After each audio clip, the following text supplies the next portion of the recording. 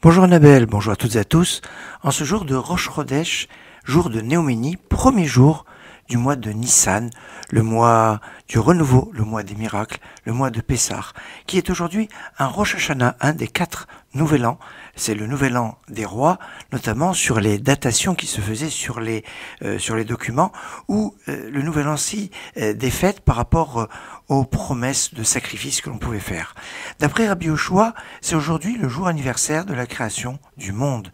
C'est le jour où Dieu a ordonné à Moshe les lois de Rosh Chodesh et les lois de Pessah. C'était le thème de la paracha de HaChodesh qu'on a lu Shabbat dernier, Shabbat HaChodesh. C'était aujourd'hui exactement le jour de Rosh Chodesh Nissan, le premier jour du premier mois. C'était aussi aujourd'hui Yom HaShmini, le thème de la paracha qu'on a lu Shabbat dans le premier Sefer, le 8e jour qui est en fait le premier jour de Nissan, premier jour de l'inauguration de l'autel, qui a été ce jour-là car c'était le jour de la naissance, anniversaire de la naissance de Yitzhak. Et oui, le Mishkan, le sanctuaire, était déjà prêt depuis le 25 qui se lève, mais Dieu n'a pas voulu qu'il soit inauguré le 25 qui se lève. Ça a été repoussé jusqu'aujourd'hui.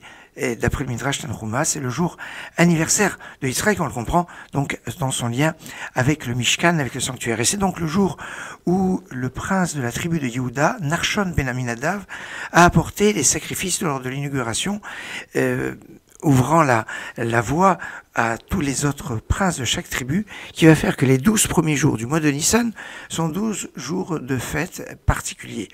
C'est un jour, aujourd'hui, premier Nissan, un jour qui a eu 10 couronnes. Parmi l'une de ces 10 couronnes, c'est le jour où a commencé la Birkat Kohanim, la bénédiction des Kohanim.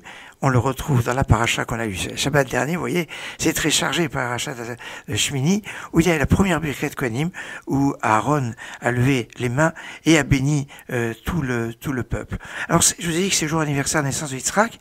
Au passage, c'est aussi le jour anniversaire de la naissance de Rabbi Nachman de Breslev. Et oui. Et puis, c'est le jour au niveau des disparitions des tzadikim, de Nadav et Avihu, qui ont été foudroyés le jour de l'inauguration du Mishkan, et donc le jour du transfert de l'âme de Nadav et Avihu à Pinchas qui va devenir Eliyahu Hanavi. Alors, Eliyahu Hanavi est lié à ce jour. On peut comprendre que c'est un jour lié à la joie. Et oui, il y a lié à chaque mois une combinaison des lettres du nom de Dieu qui correspond au mois.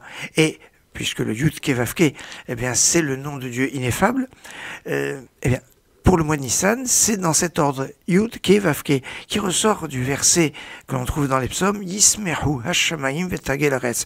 Les cieux se réjouissent et la terre jubile.